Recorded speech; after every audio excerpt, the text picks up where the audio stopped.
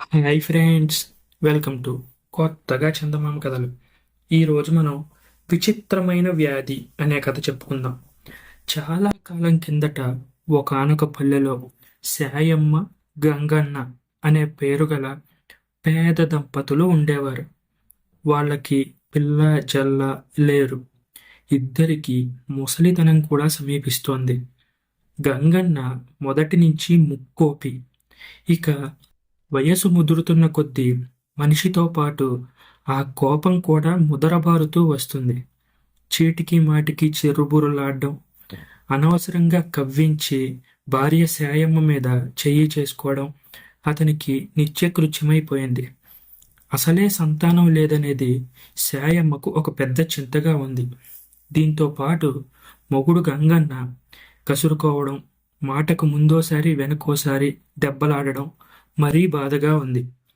ఈ ముసలాడికి దెబ్బల రుచి ఎలా ఉంటుందో ఒక్కసారి చవి చూపిస్తే బాగుండును అని అనుకుంది సాయమ్మ. అందుకు తగిన సమయం కోసం వేచి ఉంది. ఒకనాడు ఆ సమయం కూడా రానే వచ్చింది. ఇంతకీ పాపం కాలం కర్మం గంగన్నకి కలిసి రాలేదన్నమాట. పొద్దున్నే మంచం మీద నుంచి లేస్తూనే సాయమ్మను కవ్వించి 4 తన్ని అడవికి చక్కా పోయాడు. రోజూ గొడ్డలి భుజాన వేసుకుని అడవికి వెళ్ళి వీలైనన్ని కట్టెలు కొట్టుకురావడం గంగన్న పని. ఆ రోజు గంగన్న పెళ్ళాన్ని 4 తన్ని అటు అడవికి వెళ్ళాడో లేదో ఇటు జమీందారు గారి నౌకర్లు వచ్చారు. వస్తూనే శాయమ్మ వాళ్ళ ఇంటి తలుపు తట్టారు. ఎవరు లోపల అని హుంకరించారు. ఆ రోజుల్లో జమీందార్ల నౌకర్ల పని అంత మిడిసిపాటుగా ఉంటూ ఉండేది. సరే, శాయమ్మ వెళ్ళి తలుపు తీసింది. జమీందారు గారి నౌకర్లు ఆమె కేసి కొర చూస్తూ, ఈ పల్లెల్లో చిట్కా వైద్యం తెలిసిన వారెవరైనా ఉన్నారా అని అడిగారు. ఈ ప్రశ్న వినగానే శాయమ్మకు చెప్పలేనంత ఆనందం కలిగింది. ముక్కోటి దేవతల్లారా, దండాలమ్మా దండాలు అని అనుకుంది మనసులో. ఆ తర్వాత చిట్కా వైద్యం తెలిసిన వాళ్ళు లేకేం బాబు, ఒక ఆయన ఉన్నాడు. ఆయన ఎవరో కాదు, మా ఆయనే. ఇంతకీ ఎవరికి జబ్బు అని అడిగింది సాయమ్మ. జమీందారు నౌకర్లు సంగతంతా చెప్పారు. జమీందారు గారి అమ్మాయికి జబ్బు చేసింది. ఘన వైద్యులంతా వచ్చి మందులిచ్చినా వ్యాధి నయం కాలేదు. అందుకని ఇక చిట్కా వైద్యాలతో వ్యాధులు కుదిర్చే వారి కోసం వెతుకుతున్నారు వారు. మా ఆయన ఎంత ఆపదలో ఉన్నవారినైనా తన చిట్కా వైద్యంతో చటుక్కున గంటెక్కిస్తాడు. చూడండి, మొన్న గూని రంగన్న కొడుకు గుడిగోపురం మీద నుంచి పడి కాలు వెరగ్గొట్టుకుంటే మా ఆయన ఏదో ఇంత తైలం వర్తించాడు. ఇక ఆ వింత చూడవలసిందే నాయనలారా. ఆ కుర్రాడు ఎగిరి గంతేసి మళ్ళీ గుడిగోపురం ఎక్కి కూర్చున్నాడు. సాయమ్మ మాటలు విన్న జమీందారు నౌకర్లకు తమ శ్రమ ఫలించింది కదా అన్న సంతోషం కలిగింది.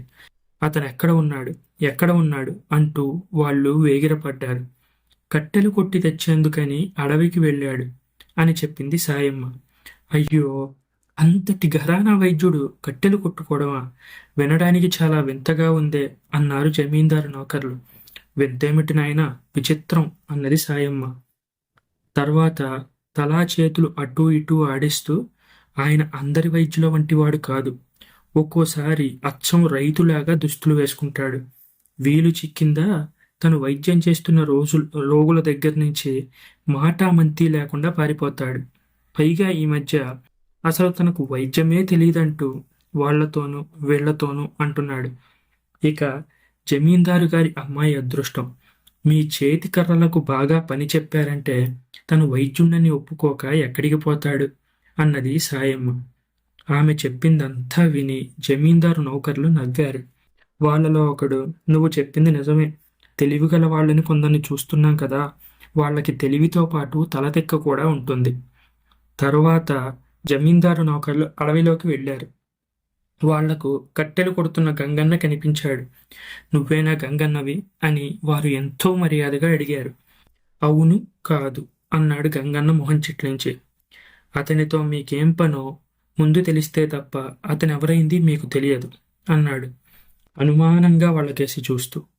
దానికి జమీందారు నౌకర్లు, అయ్యా, మేము మీ ఘనతను గురించి విన్నాం. మీ వల్ల కావాల్సిన పని ఒకటి ఉంది అన్నారు. అలా అయితే సరే. మీరు నా ఘనతని గురించి విన్నది కూడా నిజమే.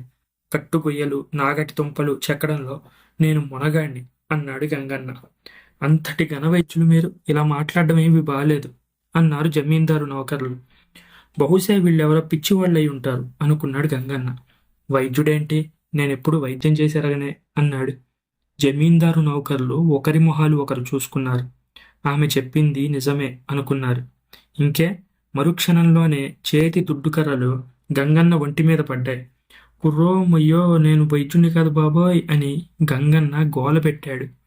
గోల చేసిన కొద్దీ దుడ్డుకర్ర దెబ్బలు అధికం కాసాగాయి.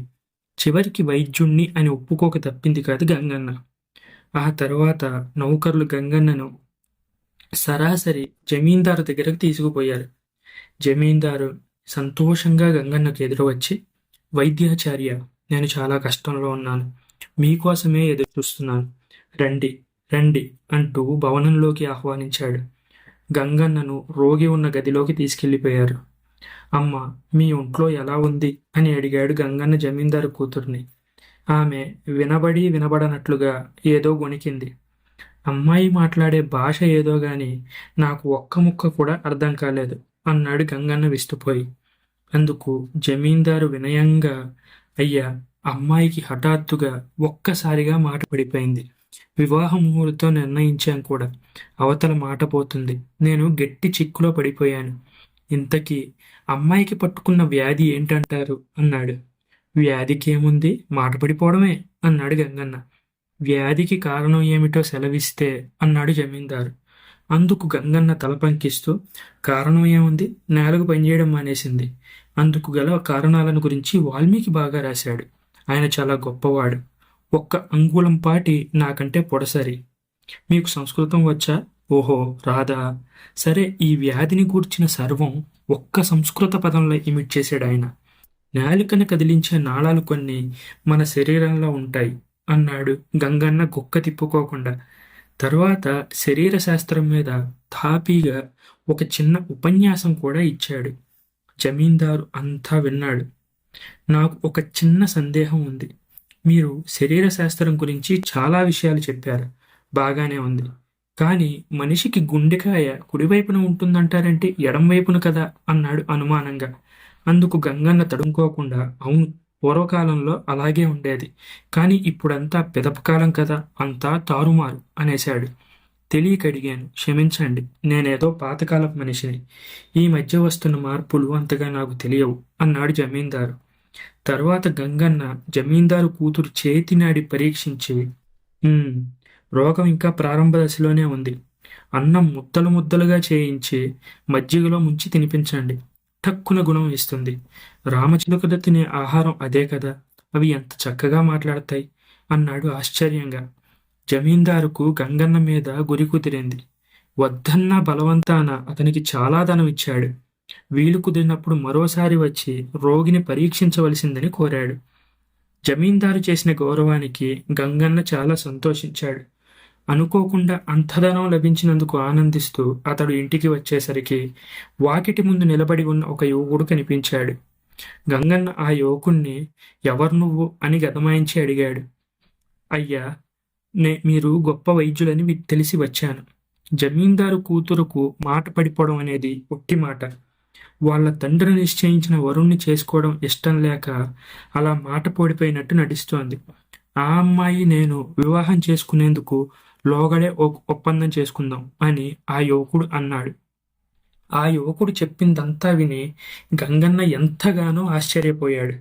4 రోజుల తర్వాత ఆ యువకుణ్ణి వెంటబెట్టుకొని జమీందారు కోటకు వెళ్ళాడు.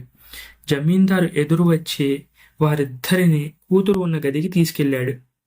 గంగన్నతో వచ్చిన యువకుణ్ణి చూడగానే జమీందారు కూతురు మంచం మీద లేచి కూర్చుంది. గొంతెత్తి ఇష్టం వచ్చినట్లుగా మాట్లాడసాగింది. తండ్రి నిశ్చయించిన వివాహం చేసుకోనని, అంతగా బలవంత పెడితే బావిలో దూకి చేస్తానని బెదిరించింది. కూతురు అలా మాట్లాడేసరికి జమీందారుకు ఎక్కడలేని కోపం వచ్చింది. అయ్యా వైద్యుడి గారు, మళ్ళీ మా అమ్మాయి మాట పడిపోయేట్టు మందమైన ఇవ్వండి.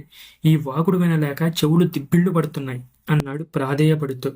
అందుకు గంగన్న నవ్వి, మీ అమ్మాయికి మాట పడిపోయేందుకు మంది ఇవ్వడం నా వల్ల కాదు. అలాంటి మందులు ఉన్నట్టు కూడా నాకు తెలియదు. కావాలంటే మీకు చెవుడు వచ్చేట్టు చిటికెలో చేస్తాను అన్నాడు. గంగన్న అలా అనేసరికి జమీందారు తెల్లబోయాడు.